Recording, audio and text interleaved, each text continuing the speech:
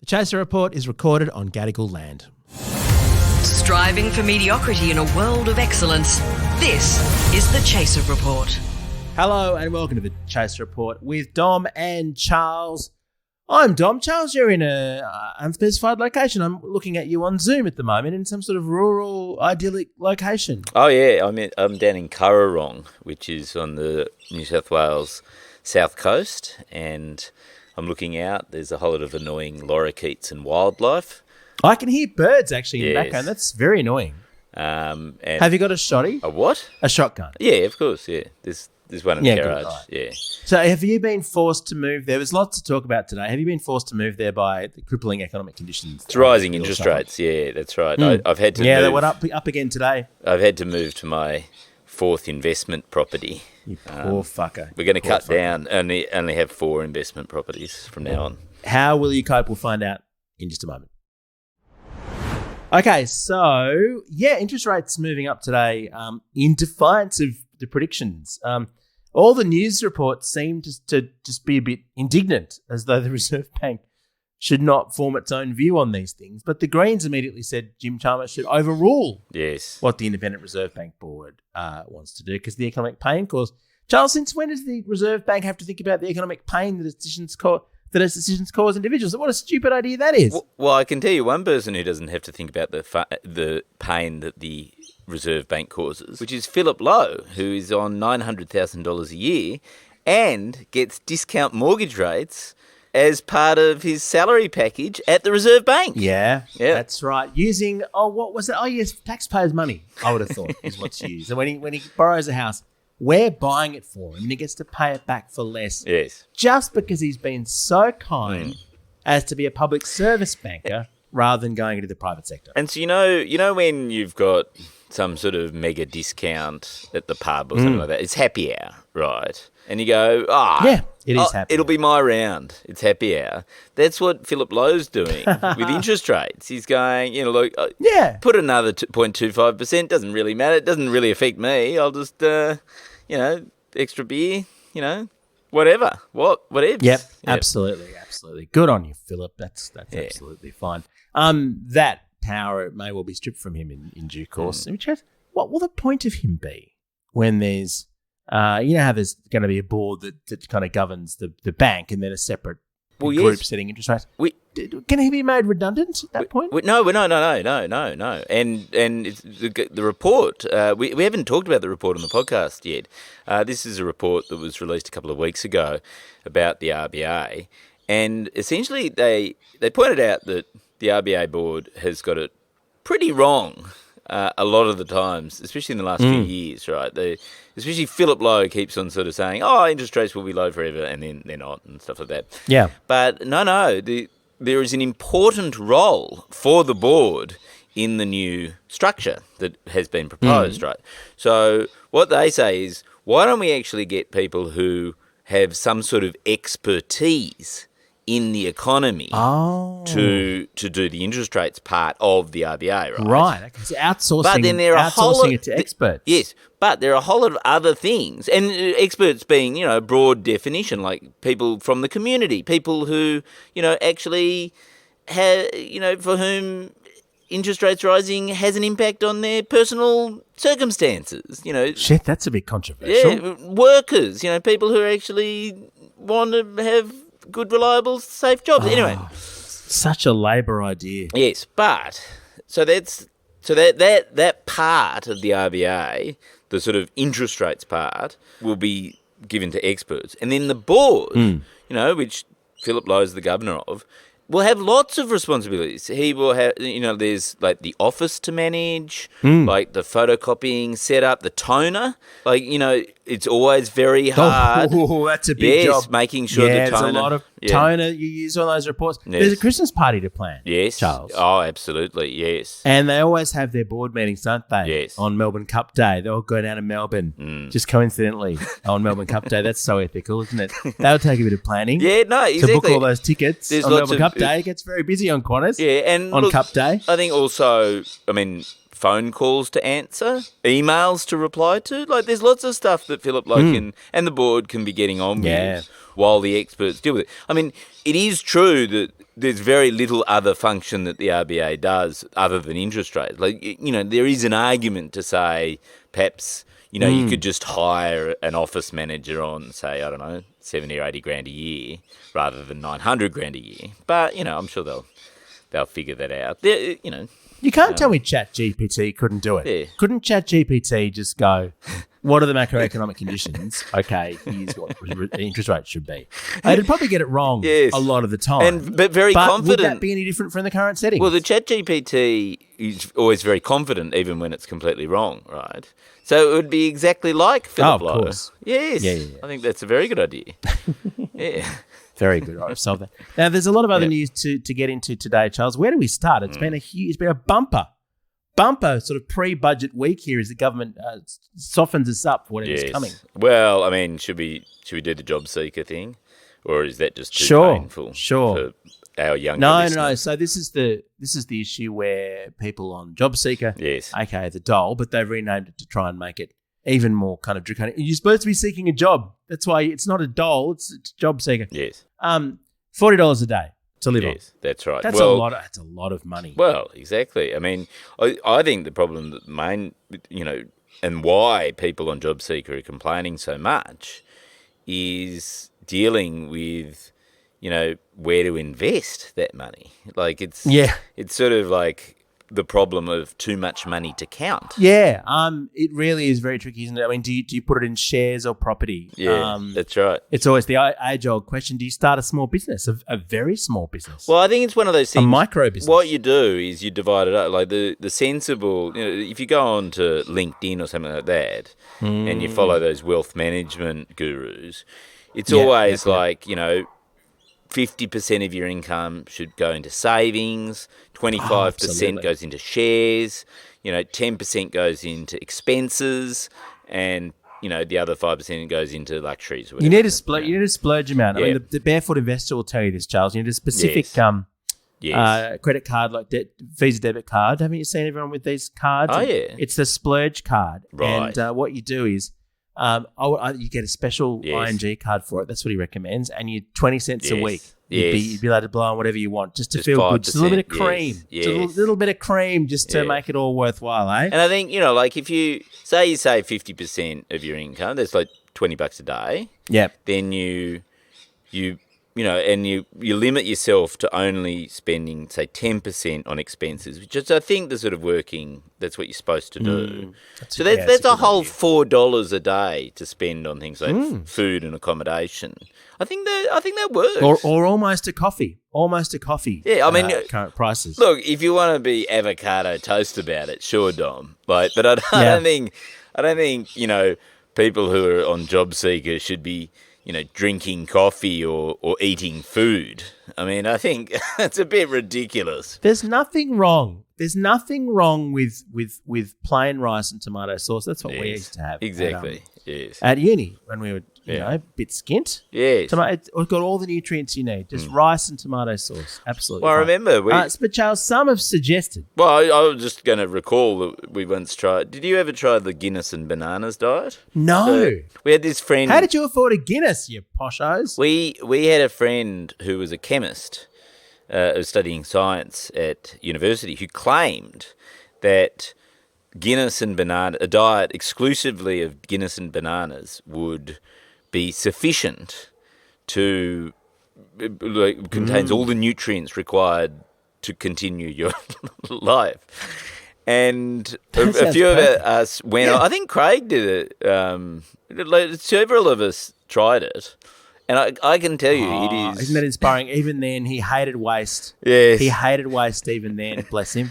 And what a hero. When's he getting his AC? Let's just say it is not good for your gut health. You know how they always promote gut health? I could just imagine. I can just imagine the Guinness and the bananas fermenting. It goes straight through you. Like after a while, after a few days. Nah. Probably a good way of losing weight. Anyway, but some have suggested, Charles, I mean, you hear people whining on about how it's not enough. Yes. JobSeeker, and they want the government to put it up.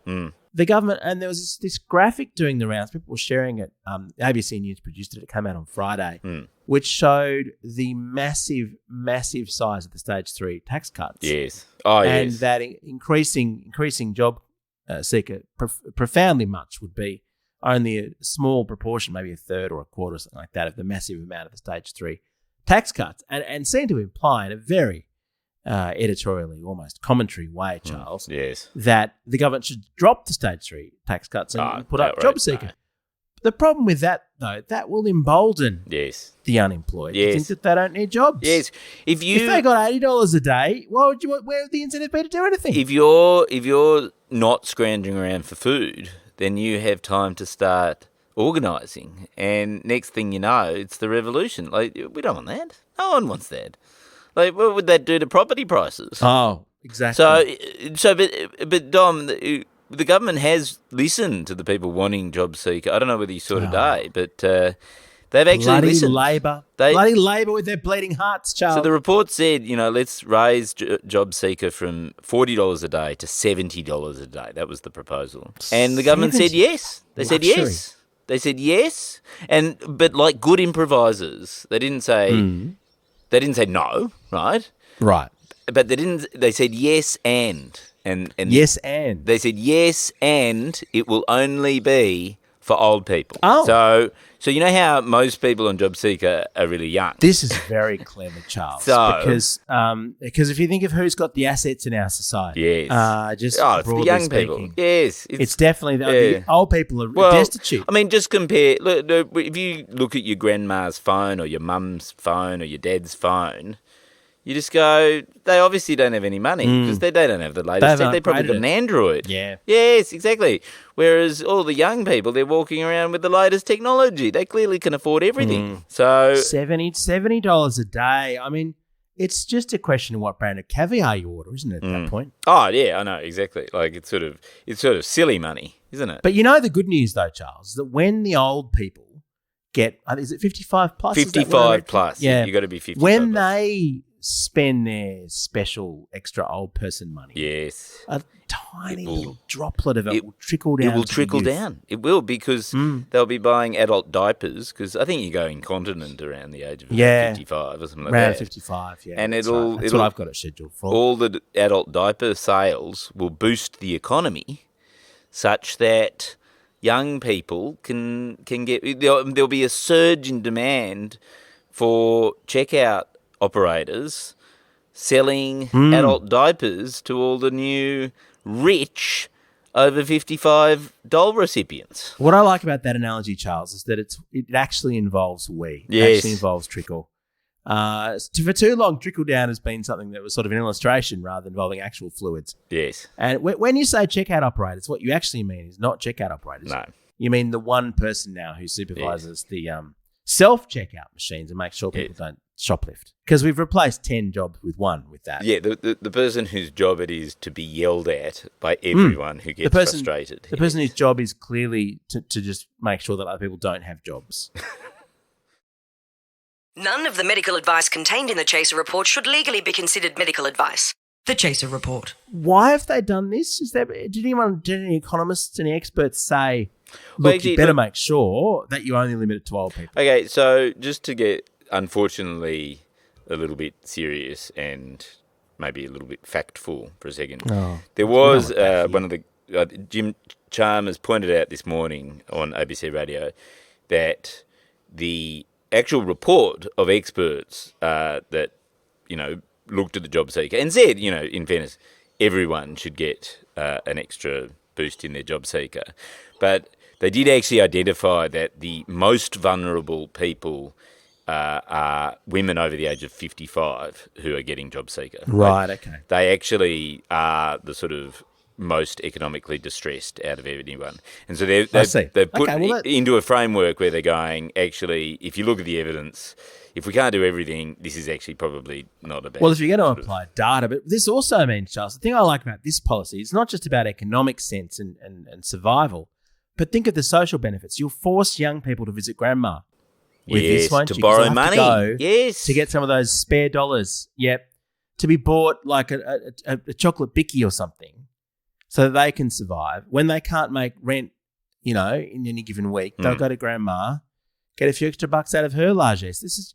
It's really a policy for the whole family, this one. Yes. Very impressive to see from Labor. And look, I'm very interested because Chalmers actually hinted that there'd be a broad range of measures targeted at the cost of living crisis, including ones for young people. And so I'm very excited, and I'm sure that'll be at an election night special because it'll be little icing on the cake, right? And I think I'm not saying that metaphorically. My prediction is it'll be free lollies for people under 55. Icing sugar rebate. Yeah, Fantastic. it'll be. What a treat. So budget night sweetener. Yeah, you get lollies, free lollies. To just report and just make it all sense. Gosh, well, okay, so that's that problem solved. Yep. So no more whinging about JobSeeker. No. Anyone young is fucked as usual in this society, but the old people, No. The people over 55, the tiny wedge of people who've missed out on the property boom, poor things. Imagine how silly they must feel at this point, being 55 plus. Also, Charles, I'm 9 years shy of 55. This is encouraging. Yeah, but I've got 9 years until I can afford to live. Look, we might mock it, but I think that there are a range of loopholes in this scheme that young people uniquely have access to.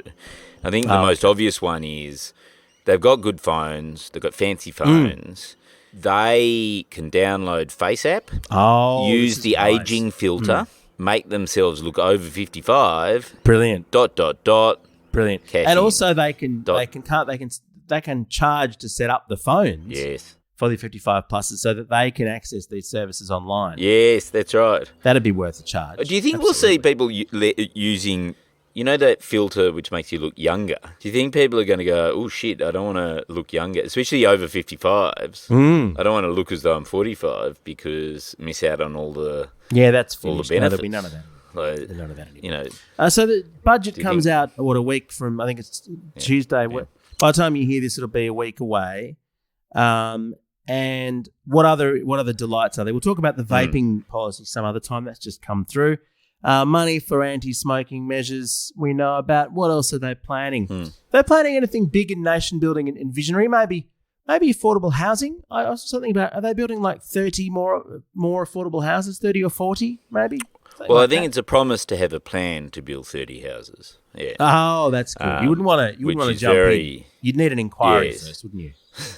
A full and fair inquiry. Yeah. I mean, maybe a summit. I know. A convention, perhaps. In terms of infrastructure, they have said that they've been in government a year, and they're now going to hold an inquiry about whether some of these infrastructure projects should go ahead. There's 8,000, I think, outstanding infrastructure projects. A lot of them are quite small.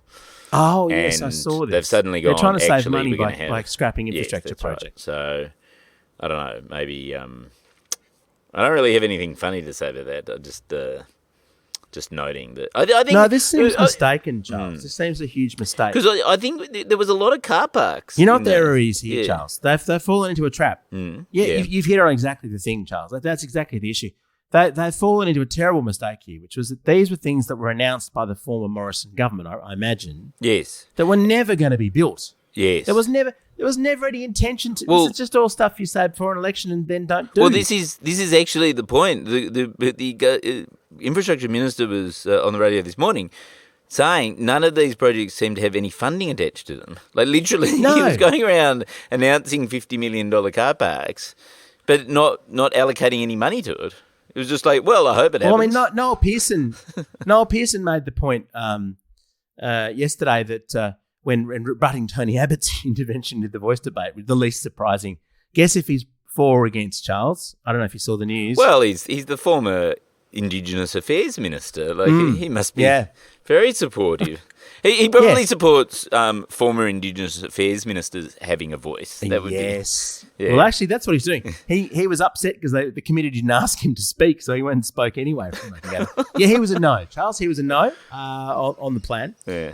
But Noel Pearson was making the point that the Morrison government set aside $160 million to do this and didn't do it in the last term of the parliament. So, again, this is something the Morrison government was going to do and just didn't get around to. So I imagine they'll find billions of savings by just not building the car parks that were never needed. Yes, that's great. And they can give it more to the over 55s. That's perfect. As long as it's only, I think they need to restrict it to people who've got more than one house. Yes, that's right. I think that's because the thing is, Charles, I don't know if you know the situation, but a lot of people right now out there are hurting Yes. because they own so many houses. They've got big interest repayments to make. Yes. And they don't have any income because they've retired. They're the and they're battlers. just living off their super. Yes. They're the ones who need the job seeker. I hope it's going to them. Yes. Because by the time you've got imagine 4 or 5 investment properties, an interest rate increase of just 0.25%, Yes. that'll completely destroy you. That'll take out your overseas European trip And money. look, I only did a few units of economics at university, but I seem to remember that economics is all about incentives, right? Yeah, absolutely. And what do you want in an economy? Well, the incentive that you want to set for an economy is to not have fucking losers, right? And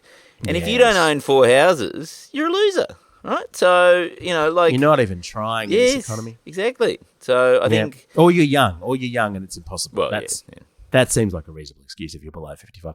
So there you go. So Labor has a plan, have a plan, and we'll hear what it is on budget night. Well, I think that's a pretty compelling analysis, Dom. I think we can probably go home. Yeah, our work's done.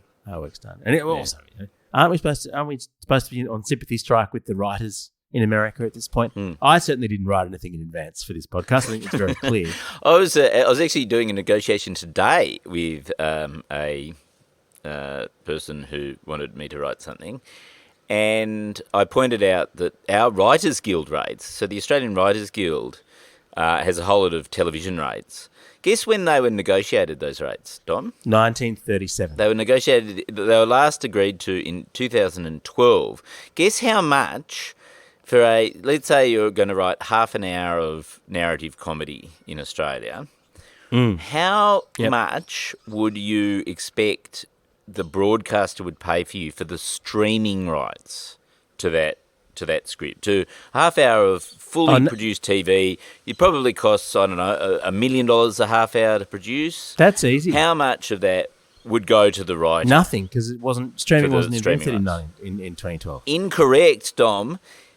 To buy out the streaming rights in perpetuity is $900 in Australia. That seems generous. I'm surprised you get $900. $900. It's nice to see writers in perpetuity. It's nice to see Australian writers organising and sticking up for their rights, Well, just like the Americans. This person I was negotiating against said, "Well, you should organise a strike." he said, "You're going to go on strike." Yeah, because there's so many Australian television writers that if they all stopped working, the world would sit up and take notice. Oh, God. Let's just stop the podcast. I'm too depressed. Our gears from road. We're part of the Iconoclast Network, and frankly, this is the only job we've got that we can rely on. And is it really a job at this point? Sure, let's pretend it is. Catch you next time. We can get the JobSeeker in a few years. It will be fine. Oh, yeah. But bearing in mind, Charles, we discovered someone hit us up on Twitter today and said that the podcast contains ads for natural gas. So Oh, fuck, yes. Oh, we've got to do a rave against natural gas at some point. I don't think we can afford to cancel the ads. We'll just have to ignore them. Oh, okay. Can we afford to cancel any ads at this point? No, okay, yeah. I'm assuming, don't we have ads for genocide? Well, right? we're very supportive of natural gas and genocide and anything else who wants to advertise. Yeah. Blood diamonds. We need the money. Blood diamonds. Yeah. Fantastic. Make sure don't buy the ordinary kind. Don't buy conflict-free diamonds. Why would you want to do that? Catch you next time if you want to listen to more of this misery. See ya.